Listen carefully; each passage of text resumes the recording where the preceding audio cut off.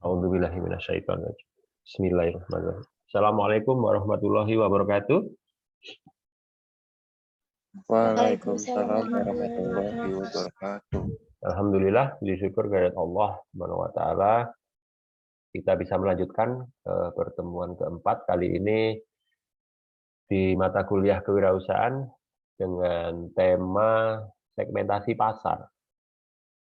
Oke, sebelum masuk ke materi, saya mau review dulu tugas kelompoknya, apa sudah dikumpulkan. Dikumpulkan lewat Kosma ya, lewat Mas Ari ya. Sudah dikirim ya, Ari ya? Siap Bapak, sudah. Oke. Saya ingin dengar perwakilan kelompok tentang tugas yang kemarin. Ada inspirasi atau sesuatu yang bisa di-sharingkan ke teman-teman. Silahkan, ada perwakilan kelompok, salah satu kelompok lah. Saya tawarkan dulu ya sebelum saya tunjuk. Silahkan. Ada inspirasi atau sesuatu yang bisa disampaikan tentang video kemarin? Silahkan. Beberapa poin aja, nggak usah semua. Silakan, siapa? Saya, Bapak. Ya, Lia ya, yang Lia. Dari video kemarin itu saya menangkap bahasa Inggris, Bapak. Bahasa Inggris itu penting untuk menjangkau pasaran internasional itu, Bapak. Karena jujur aja, Bapak, saya kurang berminat sama bahasa Inggris. Tapi dari video, ya Pak, dari video kemarin jadi saya paham gitu, Bapak, kalau memang bahasa Inggris itu penting. Terus dapat menjangkau lebih banyak dalam bidang kewirausahaan yang internasional sifatnya atau multinasional sama aja. Ya, itu Pak. Terus mengenai tips dan trik untuk menjadi kewirausahaan yang inovatif, yang berpikir besar karena Allah Maha Besar itu Pak, sama jangan mikir kondisi sekarang. Jadi kalau misalnya mau berwirausahaan tuh bukan tentang sekarang aja gitu Bapak. Kalau menurut saya Bapak, tapi tentang gimana nanti bisnisnya dalam masa depan gitu Pak. Ya. Terus yang terakhir tetap jaga integritas dan nilai-nilai luhur. Itu Bapak dari saya. Oke, Lia. Satu lagi dari yang cowok deh. Kelompok berapa tadi, Lia? Lia dari kelompok berapa tadi?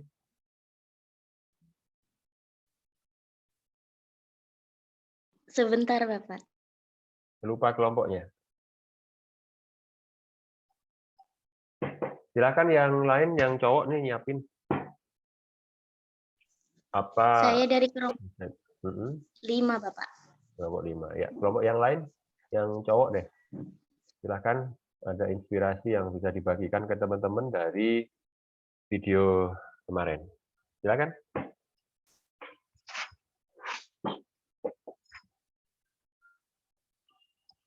Ayo yang bapak-bapak nih. Ibu-ibunya tadi sudah.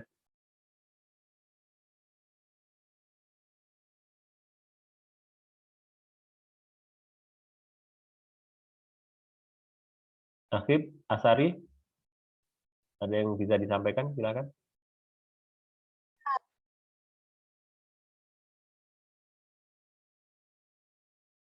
Ya, silakan. Asari.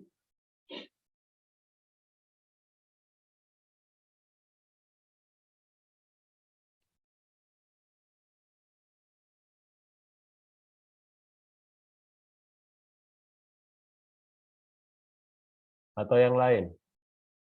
Silakan bapak-bapaknya nih. Tadi ibu-ibunya sudah, sekarang bapak-bapaknya nih. Saya ingin dengar suaranya.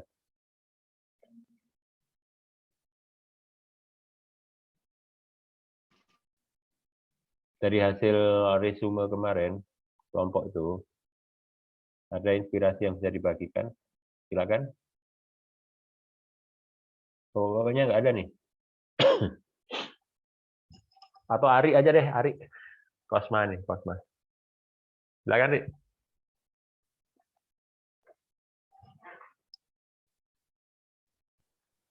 Mohon maaf tadi Pak, sebelumnya tadi ada di luar juga. Iya. Menurut saya ada pembahasan sedikit yang sudah saya dapatkan mengenai tentang video kemarin yang saya dapatkan tentang gimana caranya kita melakukan wirausaha yang cocok. Contohnya di dalam era new normal ini. Contohnya seperti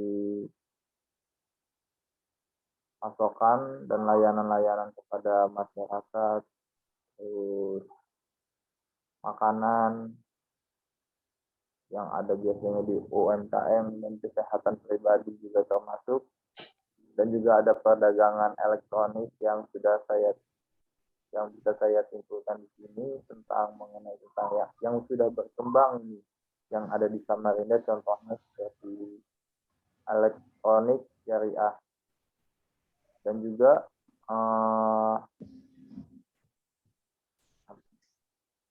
pentingnya dalam bahasa Inggris dalam wirausaha itu seperti mana ya, untuk memaparkan lebih meyakinkan kepada setiap customer yang mendengar gitu. Mungkin itu sangat memang lebih penting gitu Pak. Mungkin ini aja bisa saya sampaikan, Pak. Oke, terima kasih Adik. Jadi itu ya refleksi untuk pembelajaran kita kemarin. Jadi Anda sudah merangkum dan pelajaran untuk berikutnya. Jadi teman-teman bisa mempelajari sesuatu dari video ya. Dari video, dari YouTube ya. Itu kan banyak sekali informasi. Baik itu tentang marketing, selling, bisnis plan, strategi bisnis, dan lain sebagainya. Itu banyak di YouTube. Nah, untuk melihat semua video-video tersebut, teman-teman bisa cari esensinya. Esensi itu intisari gitu ya. Tapi setiap orang pasti berbeda tuh.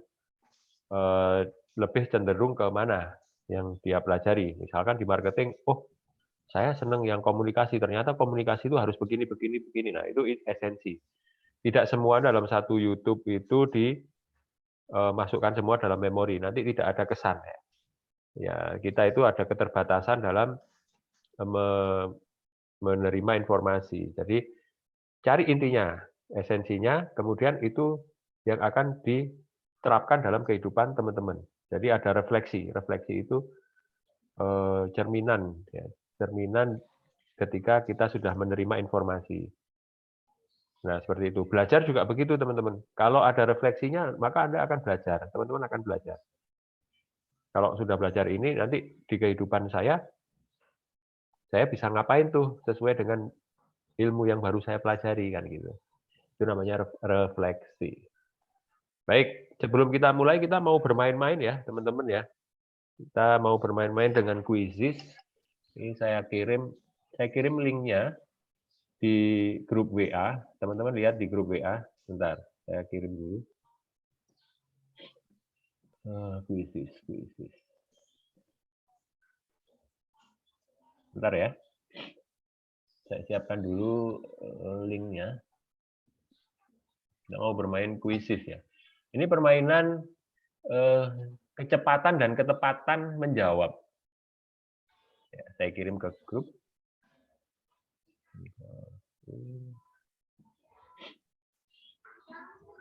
Oke, silakan mengakses websitenya Quizizz. Teman-teman akan bergabung di situ. Ntar saya share dulu ya. Sudah saya kirim di grup WA ya.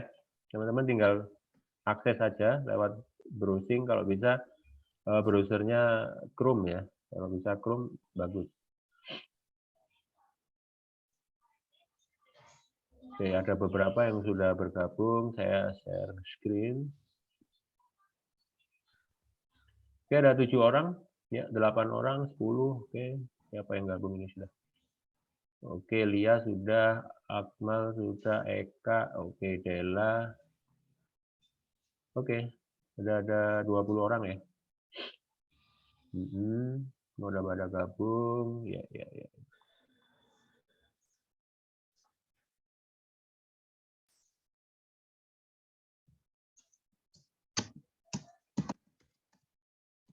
Oke, ada berapa orang nih? 28. Anggotanya berapa, Ari? Kelas kita ada berapa mahasiswa? Totalnya 42, Bapak. 42. Oke, ini baru Total 32. mahasiswanya. Nanti 5 terbaik nih dapat skor ya, skor tambahan ya. Ini iseng-iseng berhadiah, hadiahnya poin ya. Jadi teman-teman nanti jawabnya yang cepat, karena detik satu pertanyaan itu saya batasi cuma 30 detik ya. Jadi cepat aja baca pertanyaannya, tapi hati-hati, itu banyak jebakan, banyak trap ya. Jadi hati-hati menjawab, kemudian cepat pilih jawaban yang benar yang mana, klik aja. Nanti akan beralih ke pertanyaan berikut. Oke, sudah siap? Udah pada join ya, ada 35 orang nih. Nanti kita mulai ini jam 10 lebih 27 ya.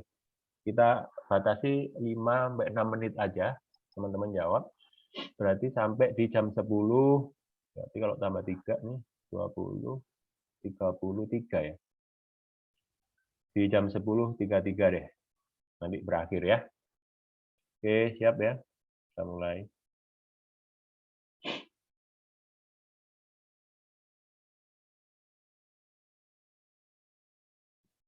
Oke, silakan dikerjakan.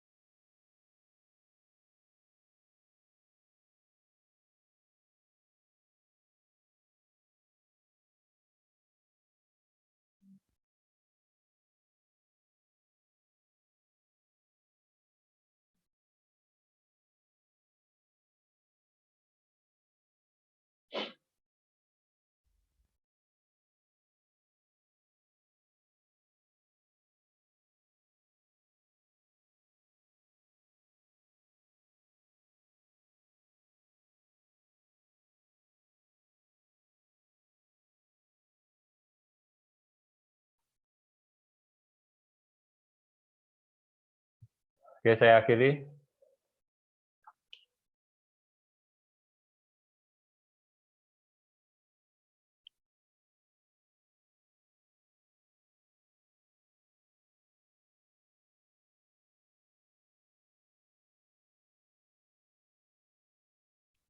Oke, selamat ya buat siapa nih? Dea ya.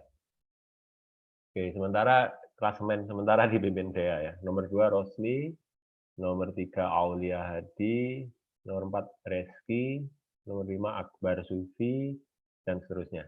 Oke. Ini pretest ya, pretestnya. Pretest. Oke, saya stop screen dulu. Nomor 1 Dea ya. Dan akurasinya sangat kecil tuh. Nah, lihat nih berapa tadi akurasinya, cuman berapa persen gitu ya, banyak yang salah itu. Terutama yang nomor 5 tuh. Ngisinya yang benar ada yang boleh lebih dari satu jawaban ya. Jadi boleh jawabnya lebih dari satu pilihan gitu ya. Oke, saya share dulu. Klasemen sementara nih ya. Nanti apakah di akhir bisa berubah nih. Saya bagikan di kelompok. Klasemen sementara. Dea ya, nomor 1. Terima kasih. Oke, kita lanjutkan. Baru kita masuk ke materi nih, segmentasi pasar ya. Dea mana nih? Dea ini siapa nih? Dea. Ada nggak orangnya? Iya Pak, ada Pak. Oh, Dea ada ya. Oh, benar semua nih. Selamat ya, Dea ya. Iya. Oke, kita masuk ke materi.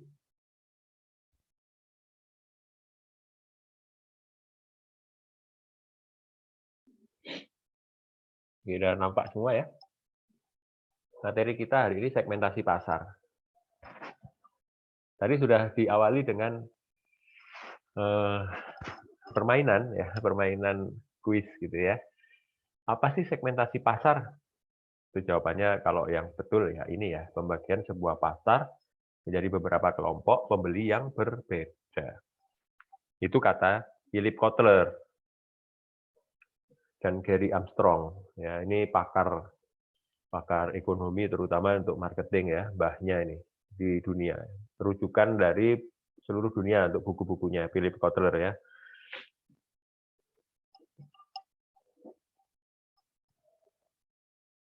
Jadi manfaatnya apa?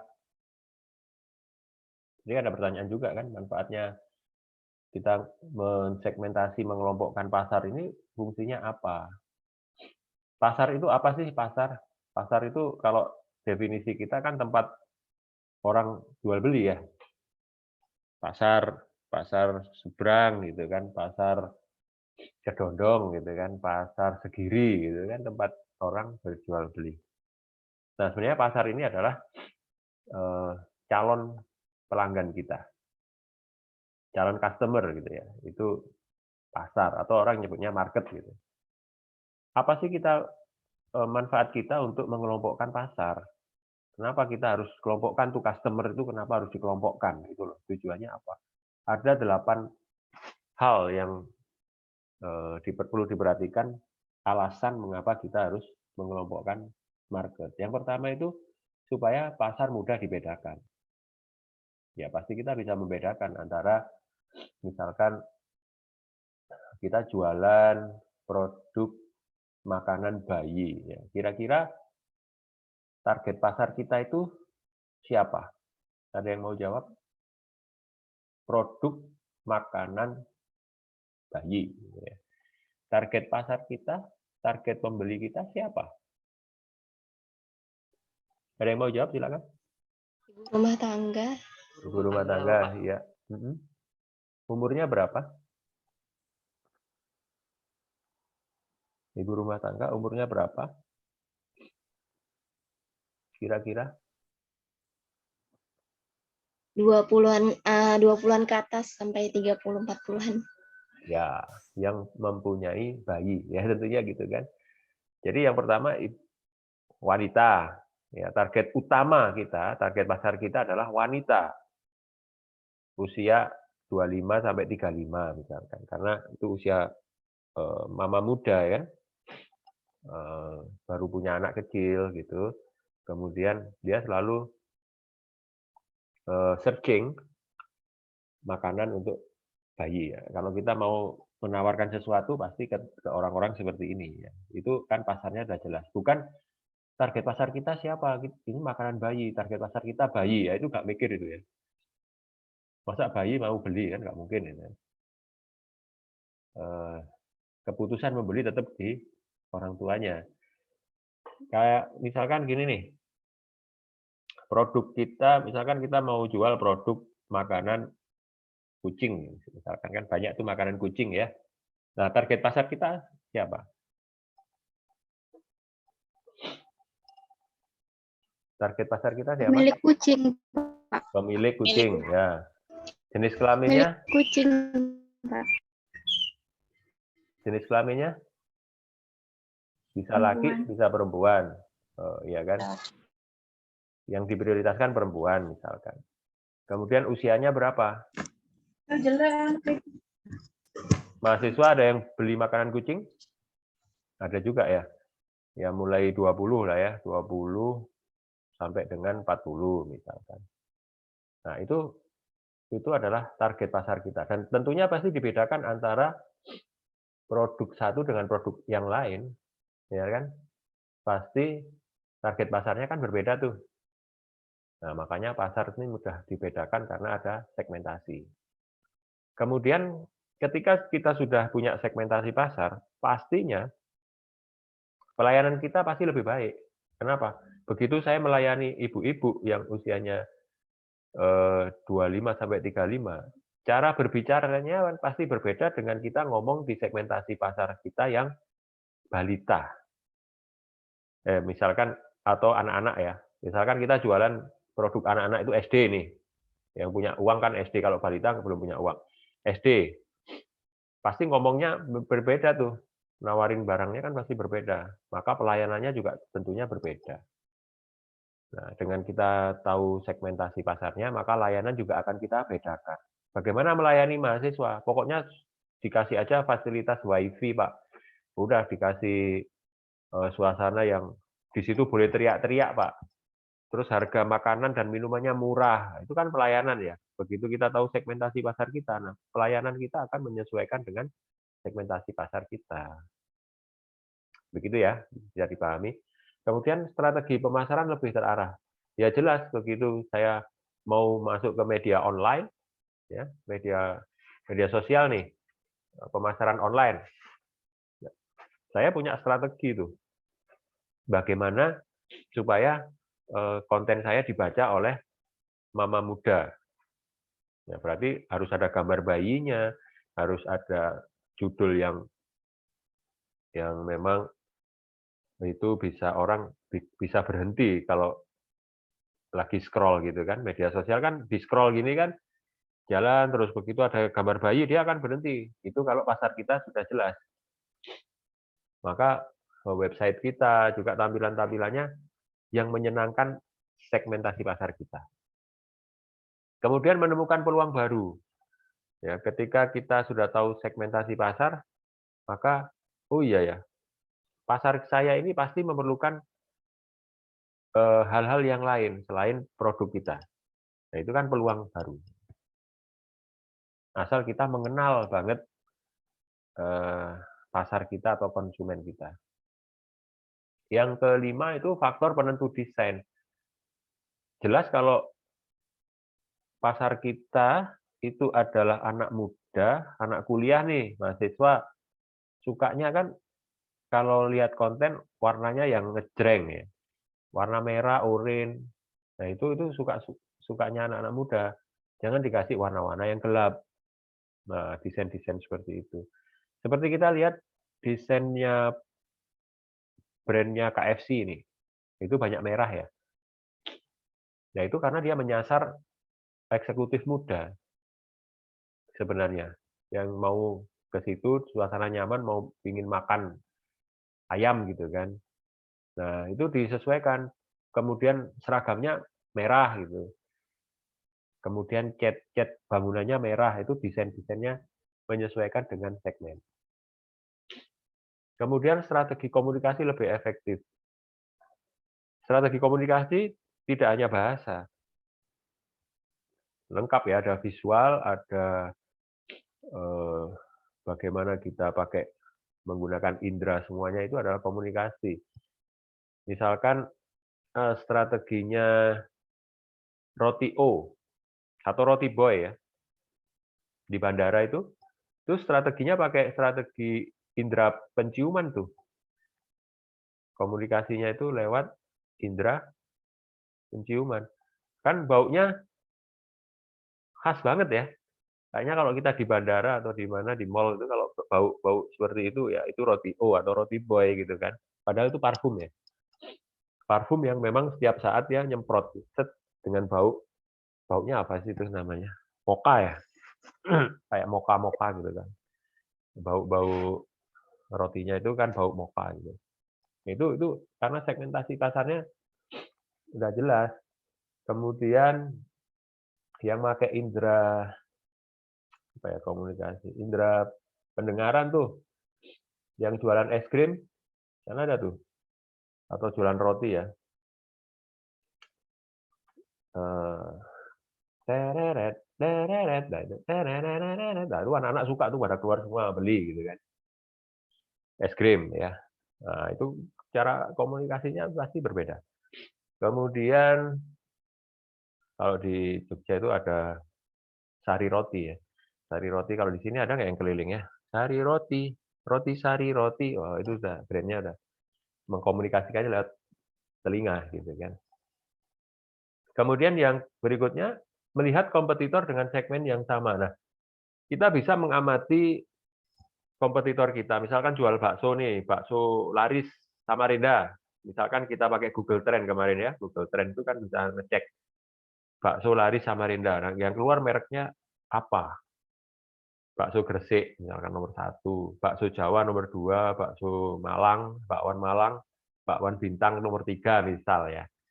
Nah, kita bisa cek grupnya. Apakah dia punya grup Facebook, nah, grup apapun ya di media sosial, Anda bisa masuk ke situ, nimbrung, tentunya harus jadi anggota.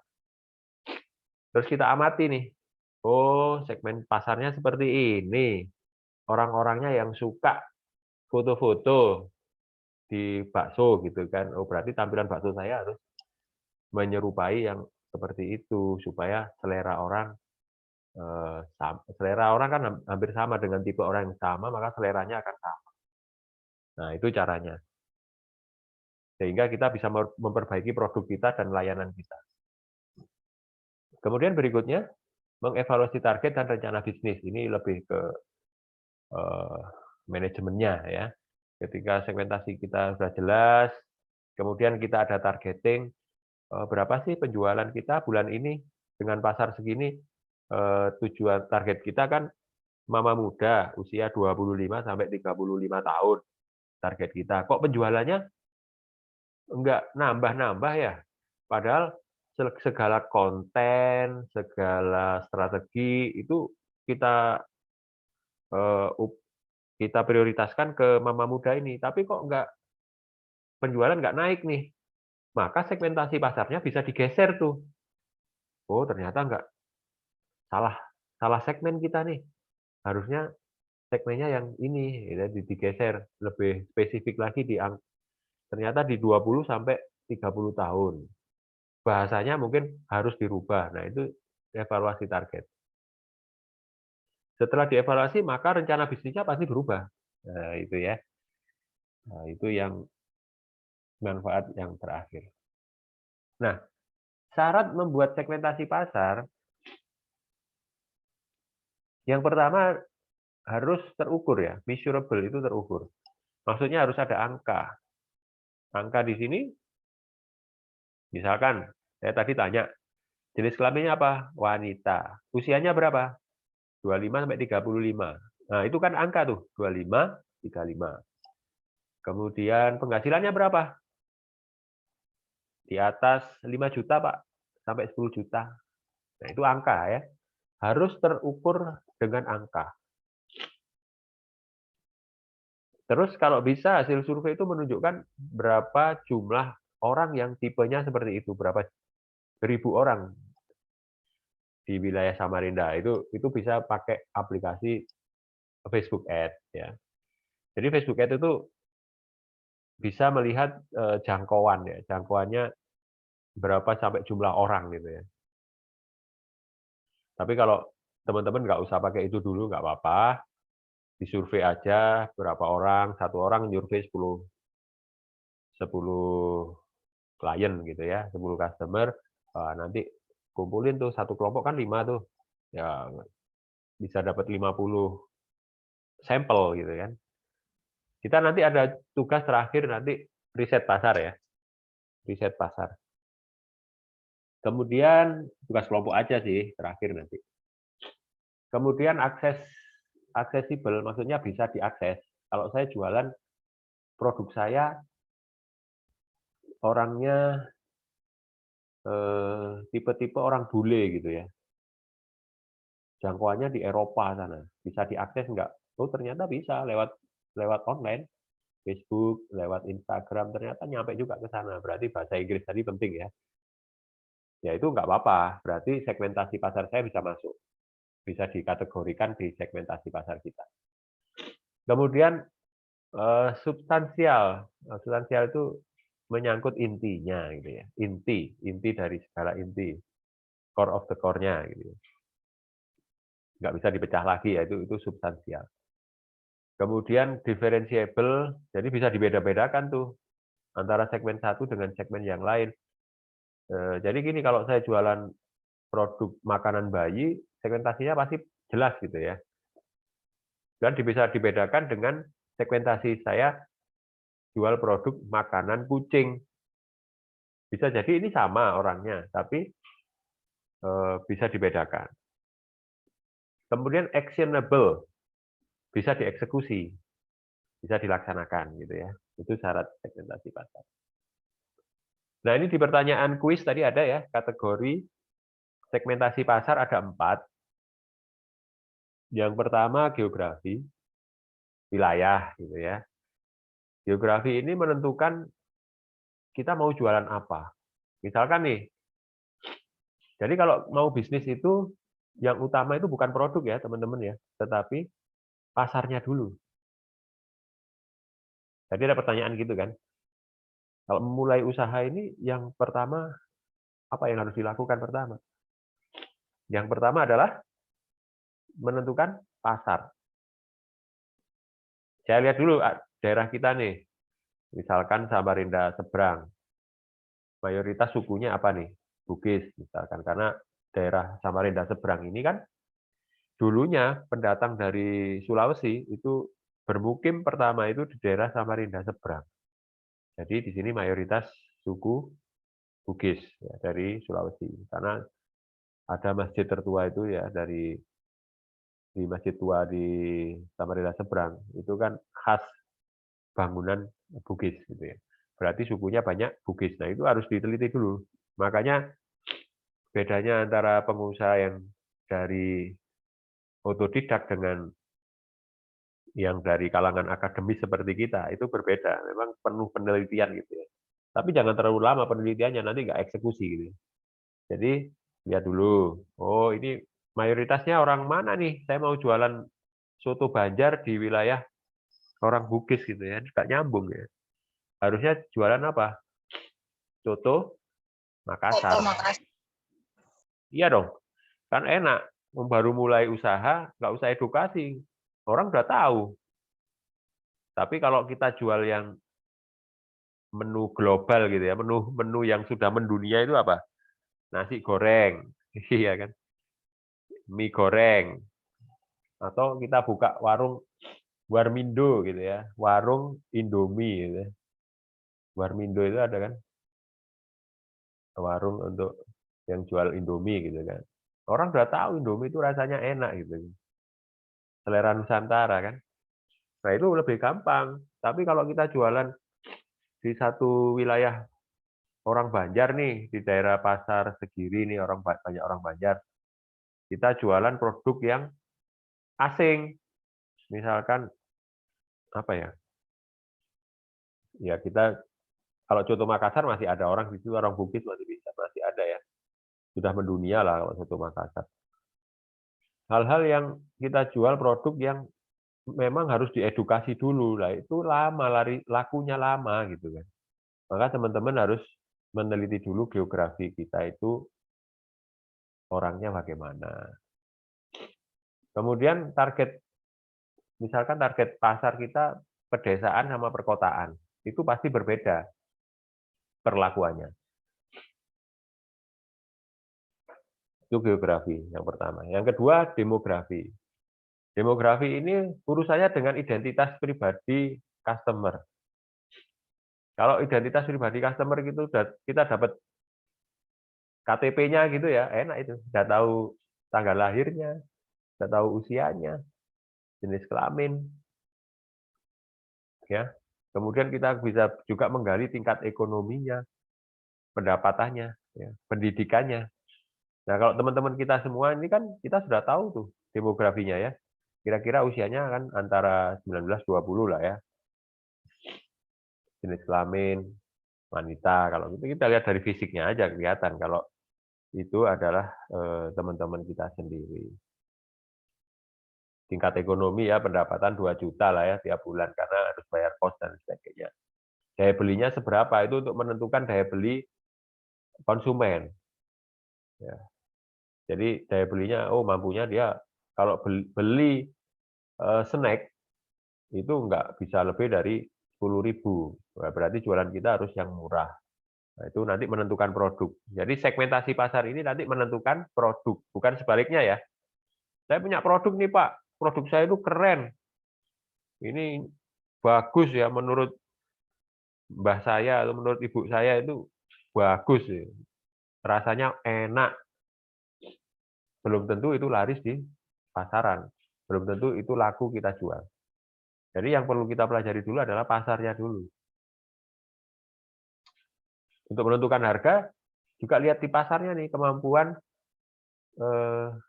tingkat ekonomi, kemampuan maksudnya income-nya, ya, untuk kemampuan membelinya. Ya. Kemudian tingkat pendidikan. Nah, ini juga mempengaruhi produk kita nanti. Ya. Tingkat pendidikannya bagaimana? Termasuk juga bagaimana kita menentukan cara kita marketing. Itu dari pendidikan customer. Kalau psikografi itu lebih ke psikologi ya, psikologi. Kalau kelas menengah itu cara memandang kehidupan itu berbeda gitu. Orang yang ekonomi mohon maaf yang ekonomi menengah ke bawah itu cara memandang kehidupan itu juga berbeda. Dia pasti akan mencari produk-produk untuk menutupi kebutuhan pokok, maksudnya kebutuhan fisik. Ya. Misalkan makanya kuliner-kuliner itu banyak kita itu menengah ke bawah karena itu kebutuhan fisik. Kalau kita mau harga mahal, kita harus naik ke level bagaimana orang itu kelihatan keren ke situ. Misalkan, mohon maaf, sama-sama kopi di pinggir jalan, harganya berapa? 5.000 kan? Tapi kopi di Starbucks bisa 50.000 ya. Yang membedakan apa? Kalau hanya sebatas kebutuhan fisik saja, haus, ya kebutuhan kepingin ngopi, itu cukup 5.000. Tapi kebutuhan self-esteem, ya, di piramida di kebutuhan Maslow itu ya, kalau sudah esteem, bagaimana saya bisa dilihat sama orang keren, wah untuk keren itu kan gengsi itu ya, gengsi itu mahal harganya ya. Jadi berbeda dengan kopi-kopi pinggir jalan. Nah itu harus tahu nih konsumen saya itu di level mana. Oh baru level Mahasiswa itu nggak perlu keren, yang penting bisa selfie-selfie, harganya harus murah. Produk apa yang sesuai dengan itu, baru kita riset produk. Jadi kita riset dulu pasarnya, setelah itu kita riset produk. Gaya hidup, ya, lifestyle, kepribadian, ya, kepribadiannya yang menonjol apa nih? Oh, dia orang yang mandiri, gitu kan. Orang yang sudah punya penghasilan sendiri dan sebagainya, itu psikografinya berbeda dengan yang baru student atau murid gitu ya. Itu membedakan. Yang keempat tuh behavior, ya, tingkah laku, perilaku. Ya. Yang pertama itu habit, kebiasaan. Jadi kita sampai begitu ya, mensegmentasi pasar tuh kalau bisa sampai detail persona buyer kita. Persona buyer itu orang yang sudah pernah beli produk ke kita atau berhubungan dengan kita. Itu namanya persona buyer kita, itu harus kuat.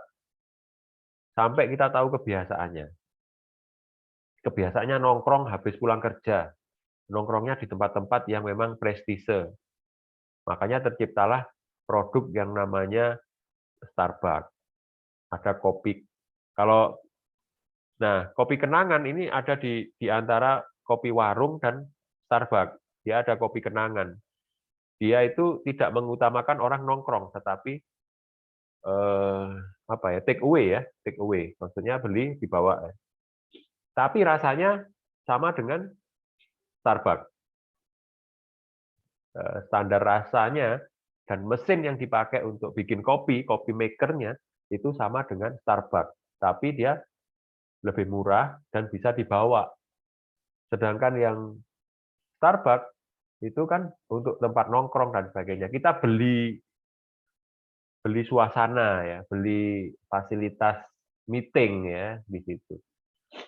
Padahal cuma beli kopi doang, kopi kok 50.000 lah, beli fasilitas yang lain itu yang dimasukkan di dalam kos.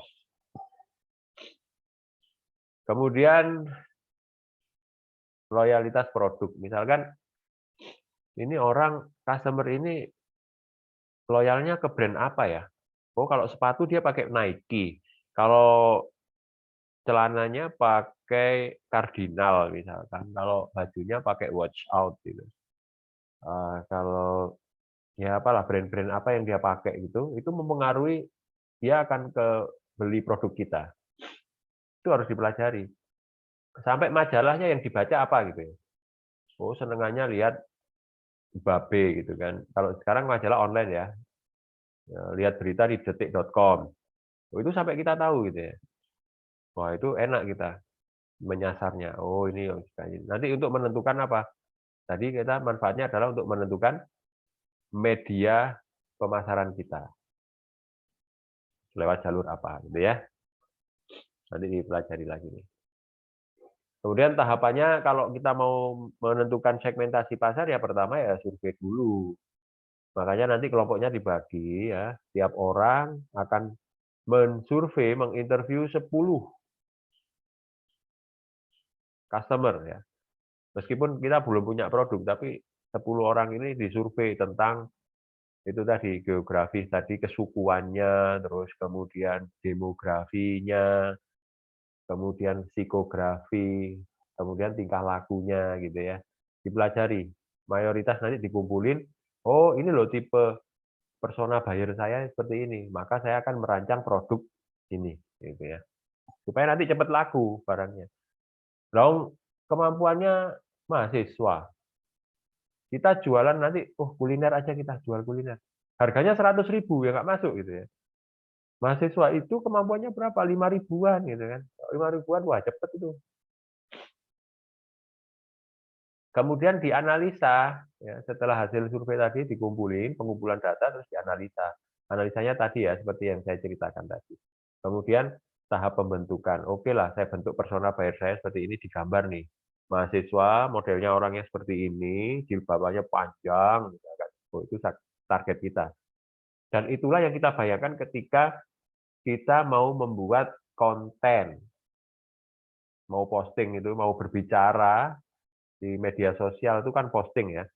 Kita seolah-olah berhadapan dengan persona buyer kita. Jadi kalau kita bikin konten itu ya bayangkan di depan kita itu persona buyer kita yang hasil dari survei.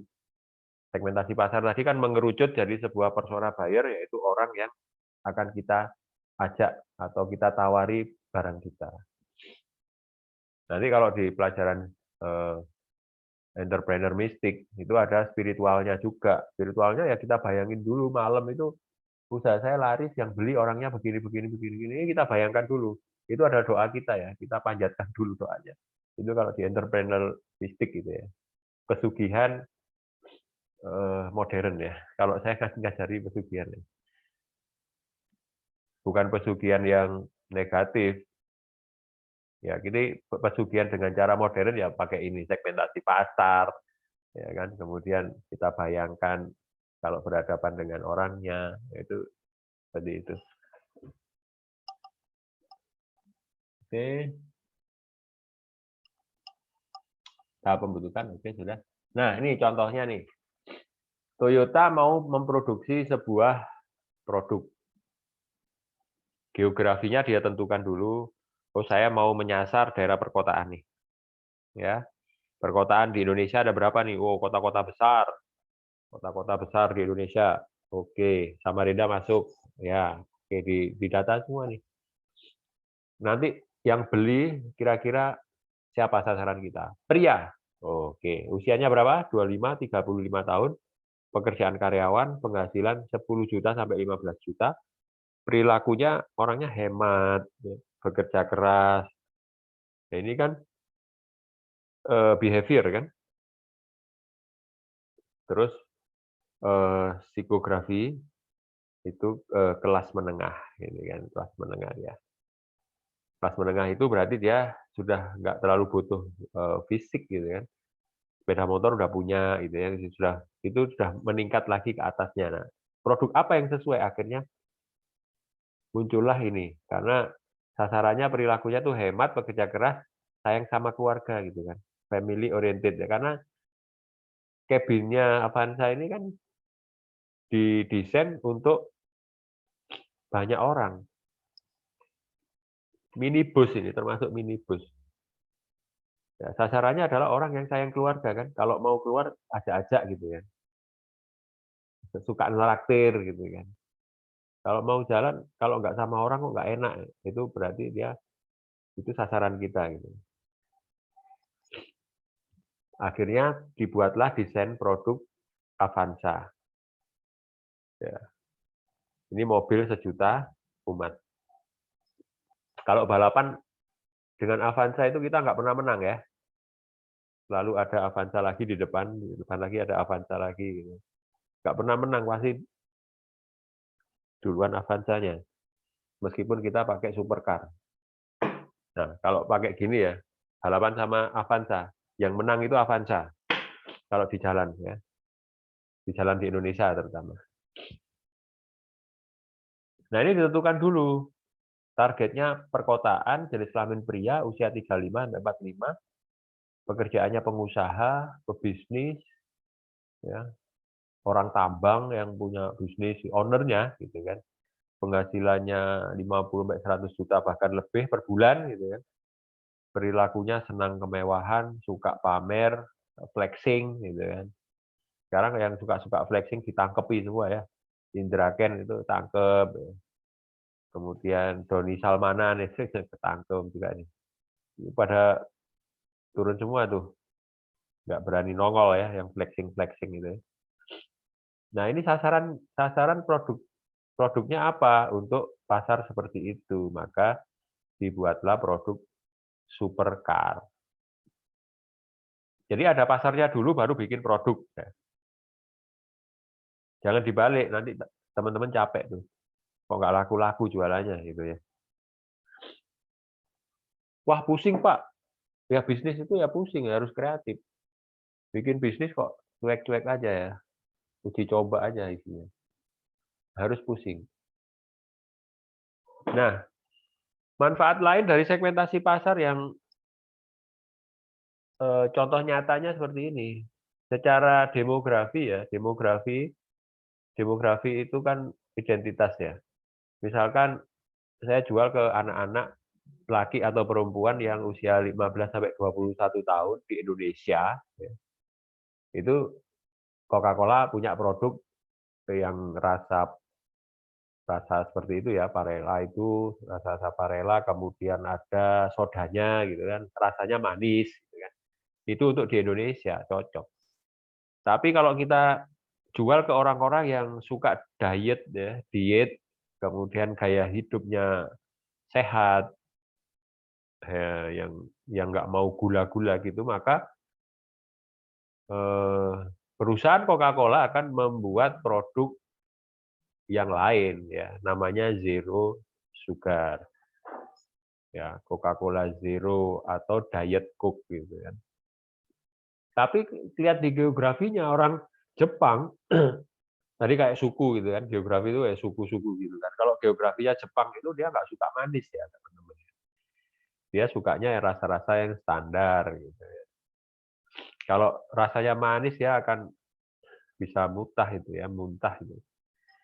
Makanya dia Coca-Cola di sana dia tidak jual Coca-Cola seperti di Indonesia. Dia produknya adalah namanya Sokembika itu ya. Non karbonat berarti nggak ada sodanya. Dia pakai ginseng dan ada tehnya. Atau kalau tambahin susu itu ada laktia ya. Milk kayak di sini apa ya? Susu yang difermentasi itu Yakult gitu ya. Model Yakult gitu kan sukanya orang sana gitu, rasa-rasa begitu. Maka Coca-Cola akan bikin produk yang lain gitu kan. Nah, itu fungsinya segmentasi pasar. Oke, yang terakhir ini tugas ya. Tugas untuk kelompok, tolong diperhatikan masing-masing kelompok, terutama koordinatornya nih. Nanti bikin kanvas seperti ini ya. Kanvas ya. Kanvas itu satu lembar kertas ukuran A3 ya. Digambar pakai spidol boleh gitu ya. Dibagi kolom-kolomnya seperti ini. Ya, ada target market. Kelihatan semua ya ini ya. Ada target market, di bawahnya ada customer need. Yang di sebelah kanan itu ada value proposition. Ya, bahasa Inggrisnya itu kurang itu kalau value proposition, ada functional benefit, ada emotional benefit. Di tengah itu ada positioning, kemudian ada core message, tagline, dan logo. Ini logo dibuat masing-masing kelompok, sesuaikan dengan hasil riset pasar. Jadi masing-masing kelompok melakukan riset pasar sesuai dengan usaha yang mau dibuat. Pak, saya sudah punya usaha nih, Pak. Misalkan jual aksesoris untuk jilbab misalkan ya. Nah, sudah ada usahanya, ya nggak apa-apa. Nanti itu dibuat, tapi berangkatnya bukan dari produk ya teman-teman ya. Berangkatnya harus dari riset pasar. Mengapa teman-teman buka usaha itu? Jual aksesoris hijab gitu ya, untuk hijabers. Kenapa Anda buat usaha itu? Karena alasannya harus segmentasi berdasarkan segmentasi pasar. Jadi contohnya Starbucks ini, kenapa dia bikin produk Starbucks itu? Alasannya adalah dia membidik pasar kota secara geografi, ya hidup di perkotaan. Secara demografi, identitasnya adalah usianya antara 20 sampai 45 tahun. Sasarannya ya. Loh Pak, yang ke situ bisa anak-anak kok. Di Starbucks anak-anak ada. Kemudian ada orang tua juga, umur 70-an ada yang nongkrong di situ Pak. Itu bonus ya. Tapi sasaran utamanya Starbucks itu adalah orang laki-laki perempuan yang usianya 20 sampai 45 tahun. Itu target utama. Teman-teman juga harus menentukan dulu target utamanya. Produk teman-teman itu usianya berapa? Dibatasi. Jangan semua usia, Pak. Udah itu nggak usah bikin segmentasi pasar. Usianya berapa untuk beli produk Anda? Semua usia. Sudah, itu nggak usah bikin segmentasi pasar. Karena itu nggak mungkin ya. Nanti kita akan kesulitan dalam menentukan langkah berikutnya. Langkah berikutnya apa? Bikin digital marketingnya kan. Nah, kalau kita nggak jelas, karena ini konsepnya online, kita nggak jelas segmentasi pasarnya, kita bingung untuk mendesain strategi marketing. Kalau jenis kelamin boleh laki-laki dan perempuan. Tapi kalau hijabers misalkan ya, aksesoris untuk orang yang memakai hijab itu, ya pasti perempuan kan. Oh, ada kadang-kadang Pak yang beli bapak-bapak ya, itu bonus gitu ya. Boleh saja beli ya boleh, tapi itu bonus. Target kita, sasaran utama kita adalah ibu-ibu kan, berarti perempuan. Pendidikannya sasaran kita apa? SMA, aja tulis saja SMA. Minimal jenjang SMA atau minimal jenjang SMP ke atas gitu. Boleh. Terus status ekonominya menengah ke atas kalau Starbucks ya. Kalau kita hijabers ya menengah saja, menengah ke bawah gitu. Karena harganya nanti murah. Pekerjaannya kalau di Starbucks ini orang yang disasar itu profesional dan wirausaha, pengusaha, entrepreneur. Geografisnya adalah perkotaan. Psikografi tadi tentang psikologi ya. Psikografi itu kelas sosialnya, kelas menengah. Nah, kepribadiannya yang bagaimana? Aktif, supel, pekerja keras. Gaya hidupnya gaul, suka bersosialisasi, narsis, suka selfie, suka bikin TikTok dan sebagainya. Itu mungkin ya. TikTok kan di depannya di dalam Starbucks gitu kan. Nggak tahu malu. Ya. Berjiwa muda dan lain sebagainya. Itu kalau Starbucks. Sesuaikan psikografi produk teman-teman. Harus ada alasan kenapa produk Anda itu ada gitu ya. Alasannya harus dari segmentasi pasar. Behavior, kebiasaan meeting, sosialisasi, bekerja. Nah, ini kebiasaannya mahasiswa hijabers itu yang pakai hijab itu apa? Kebiasaannya. Oh, ada kegiatan kemahasiswaan Pak, bisa nongkrong juga. Semakin Anda detailkan behavior ini, semakin Anda lebih jelas untuk membuat strategi pasarnya nanti. Oke, bisa dipahami ya. Lanjut. Kebutuhan pasar ya, atau customer need. Kebutuhan pelanggan itu apa? Itu harus tahu. Butuhnya apa sih? Kalau hanya butuhnya masih di level-level, ini ada hubungannya sama level ekonomi tadi. Kalau levelnya baru menengah ke bawah, biasanya dia hanya kebutuhan fisik. Kalau ini kan menengah ke atas ya, kebutuhannya udah beda nih. Mengekspresikan gaya hidup, gitu kan. Tempat ngopi, bersosialisasi yang full, itu udah memperhatikan masalah-masalah gitu. Sudah nggak mikir masalah kenyang, ya. Yang penting sudah bisa mengekspresikan diri. Berkumpul dengan kelompoknya, komunitasnya. Gitu ya. Akhirnya dia perlu produk-produk kopi yang brand ya. Brandnya itu global gitu. Ini orang-orang suka yang bermerek, makanya dia bikin suatu produk Starbucks ini. Karena yang disasar seperti ini orang-orangnya. Maka Starbucks itu laris terus gitu. Karena dia sudah punya pasar yang jelas. Value proposition itu adalah nilai yang diciptakan untuk pelanggan. Ini nih sebenarnya di level tinggi setelah brand, nanti saya akan jelaskan. Tapi yang penting teman-teman nanti coba di target pasar sama customer need ya. Kalau yang value proposition, functional benefit, ini dicoba aja nanti sebisanya ya. Functional benefit ini hubungannya dengan fisik ya.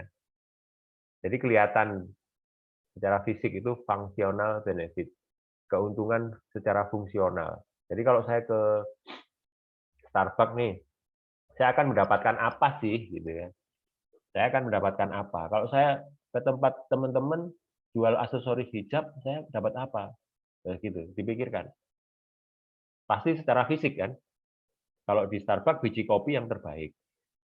Terus secara visual ketemu pelayan yang ramah, gitu kan. Kemudian suasananya cool, tempat meetingnya juga enak, gitu kan. Itu kan bisa dirasakan, bisa secara fisik dilihat, gitu. Itu secara fungsional. Tapi kalau emosional, benefit itu nggak kelihatan. Kalau saya ke Starbucks, itu jadi citra kita jadi kayak naik, gitu kan. Wih, orang ini pengusaha sukses nih saya. Meskipun kita masih mahasiswa itu kayaknya kalau sudah di Starbucks nilai kita jadi naik gitu. Itu value.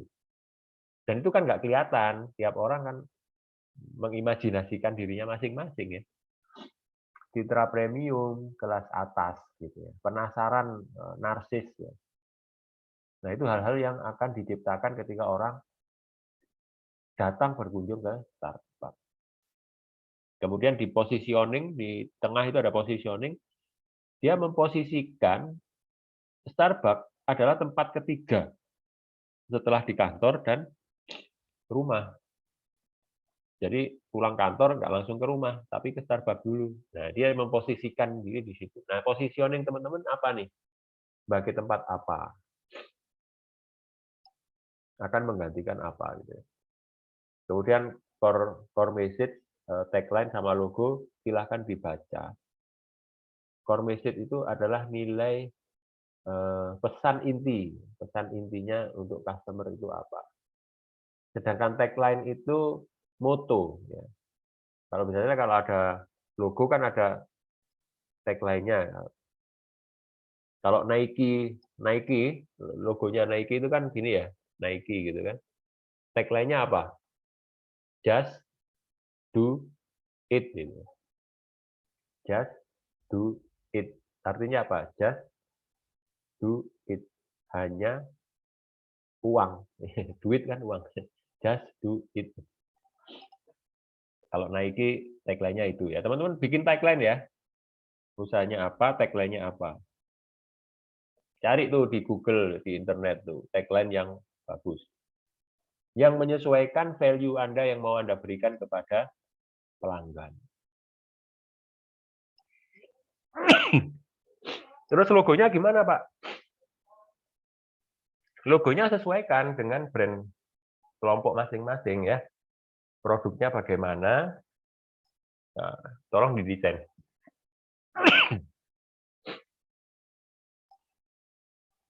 Ini untuk minggu depan ya, tolong dibuatkan ya 1 lembar, isinya seperti ini. Ntar presentasi deh satu-satu, satu kelompok satu. Yang lainnya nanti mendiskusikan dari pemaparan. Oke, ada yang ditanyakan tentang tugasnya, tugas kelompok aja ini. Silakan.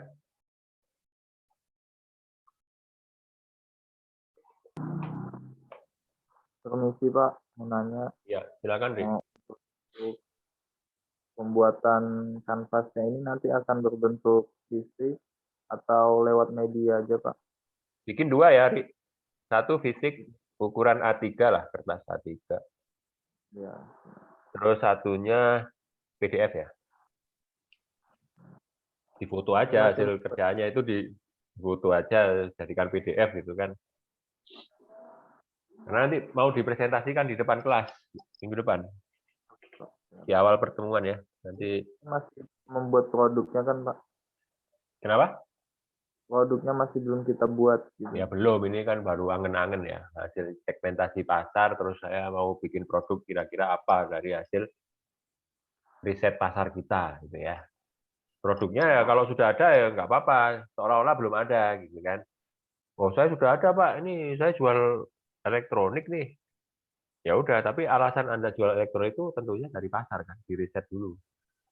Seolah-olah ini belum ada gitu ya. Baik Pak, Bagi yang sudah ada, silakan. Misalkan aku udah jualan online Pak. Jualan online apa? Kosmetik. Dan saat ini sudah mulai jalan nih online. Ya seolah-olah Anda belum punya bisnis itu, Anda cari dulu riset pasarnya. Kan anggota kelompok ini nanti jadi satu usaha aja ya, jangan tiap-tiap orang gitu kan. Satu kelompok ini satu usaha aja. Ya Baik, Pak. misalkan yang dipilih jualan online ini kosmetik, ya udah ntar cari riset pasar masing-masing orang cari 10 orang gitu ya. Jadi kalau anggotanya 5 kan dapat berapa itu? 50 ya. 50 orang yang sudah disurvei nih. Katanya nih demografinya, geografi, psikografi, behavior. Saya ingin ada datanya itu. Terus dirangkum dalam satu lembar seperti ini. Coba kita belajar riset pasar namanya. Oke, ada yang lain? Nanti sampai tagline, sampai logo ya ujungnya ya. Yang di ujung bawah itu ya. Sampai situ. Udah meskipun kita bukan perusahaan internasional, tapi ini cara berpikir internasional nih sudah.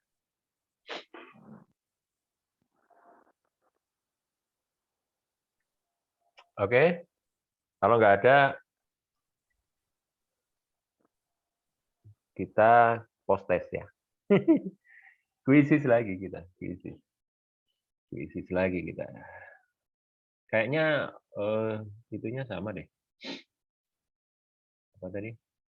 Linknya sama kayaknya.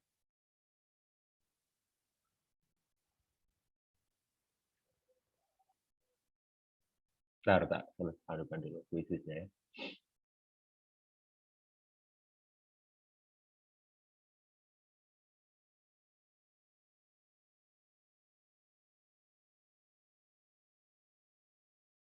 Nah, tak siapkan dulu.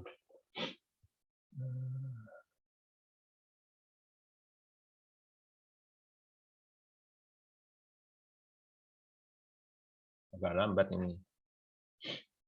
Jaringannya muter-muter aja.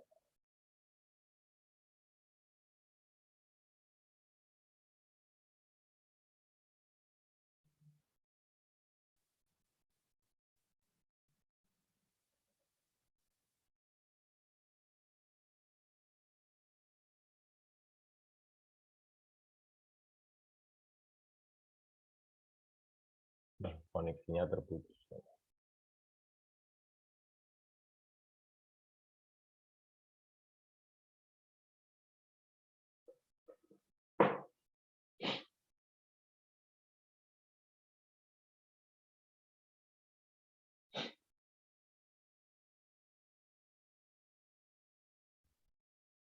Bentar ya. Agak lambat nih jaringannya.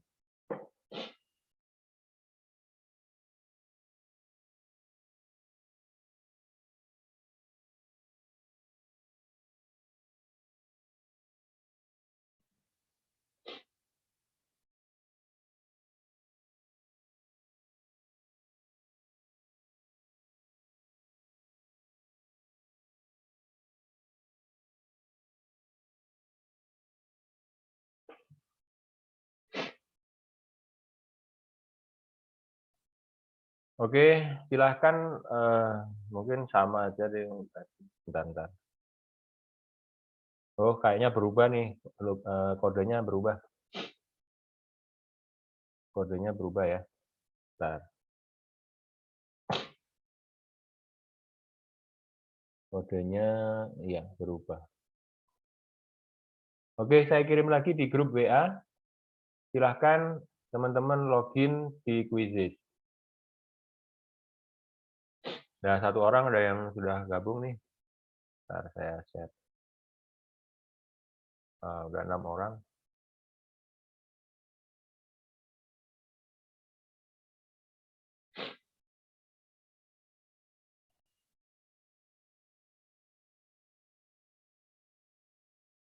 Oke, 16 orang sudah gabung. Usahakan nih 100% ya. Tadi akurasinya di bawah 50% deh. 30% aja tadi. 30%. Akurasi jawaban ya. Usahakan ini 100% ya. Kan pertanyaannya sama. Tinggal cepet-cepetan aja nih. Pertanyaan dan jawabannya sama. Tinggal diacak sebenarnya. Urutannya mungkin dicoba.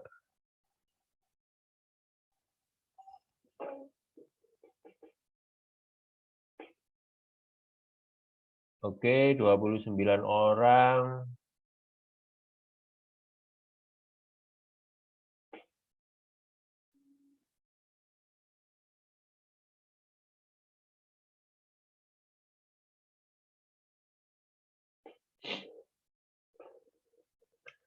Oke. Masih nambah lagi? Silakan.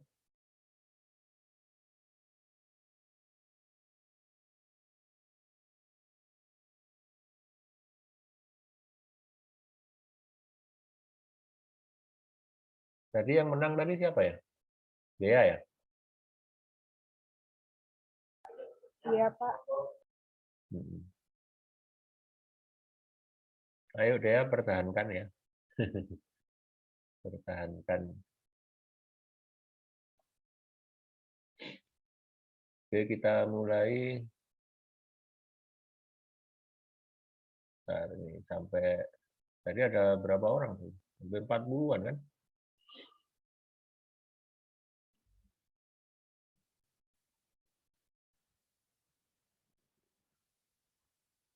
Oke, sampai 30 orang aja nih nanti kita mulai.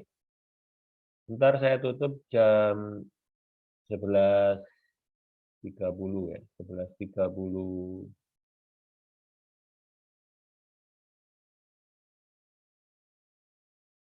11.34 lah.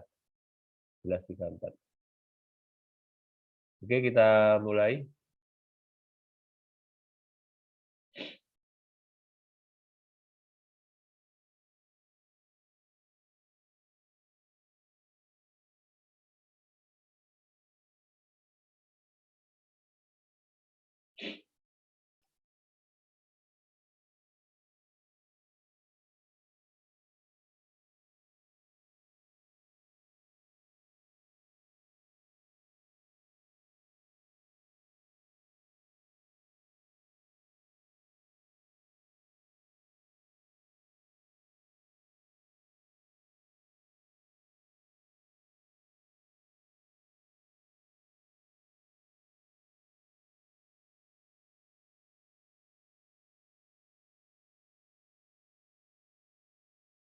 Nggak bisa ya. Berarti jaringannya ini. Jaringannya ini lelet.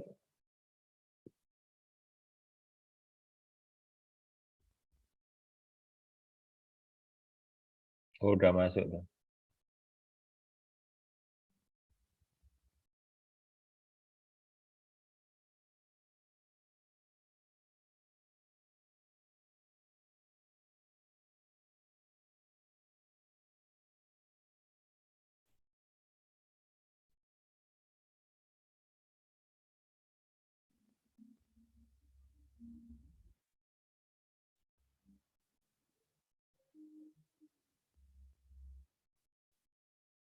Oke, sudah masuk.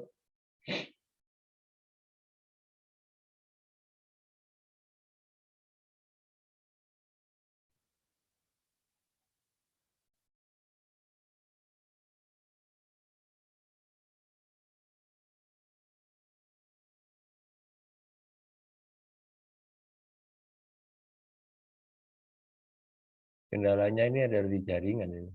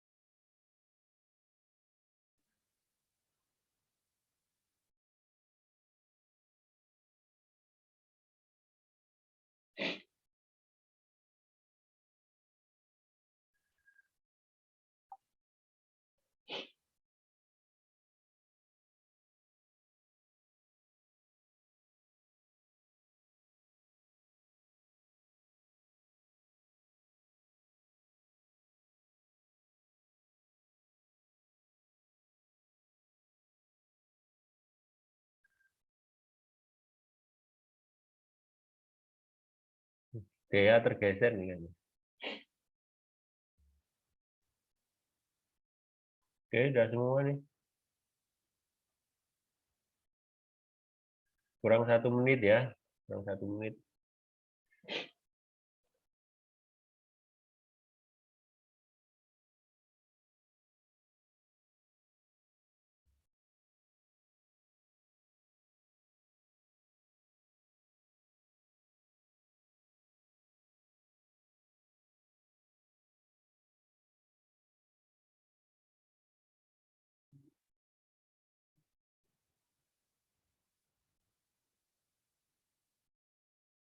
Oke, waktu berakhir. Saya akhiri.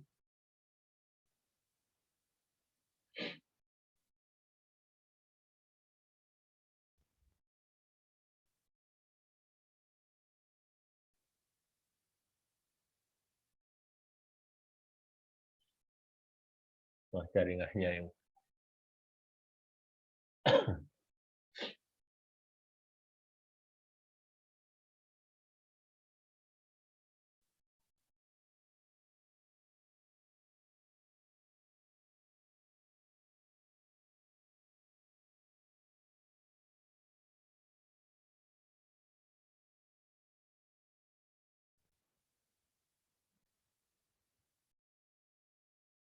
ada perubahan urutan ini.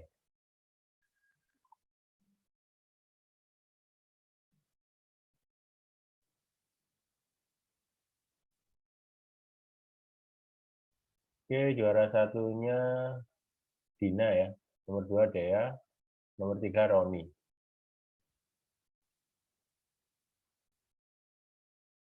Oh, banyak yang benar ya. 100%.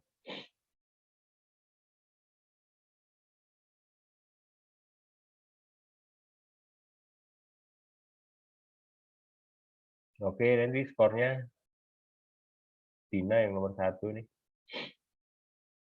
Udah banyak benar semua nih. Tapi tetap ada yang salah ya. Ada yang salah di pertanyaan nomor 5. Banyak yang salah. Oke. Oke, saya stop. Baik. Mungkin itu dulu, teman-teman. Terima kasih tadi sudah ikut kuis. Untuk nambah-nambah skor yang lumayan. Ada yang perlu dipertanyakan? Nah, tugasnya jelas ya. Jadi nanti tolong tiap-tiap koordinator kelompoknya untuk membantu menyelesaikan tugas. Oke, mungkin itu saja kuliah kita pada hari ini. Terima kasih atas kehadirannya. Mohon maaf jika ada salah kata. Ya, tetap jaga kesehatan. Mudah-mudahan minggu depan kita sudah offline. Jadi kita bisa bertatap muka kembali. Saya akhiri, billahi taufik wal hidayah. Wassalamualaikum warahmatullahi wabarakatuh. Waalaikumsalam warahmatullahi wabarakatuh.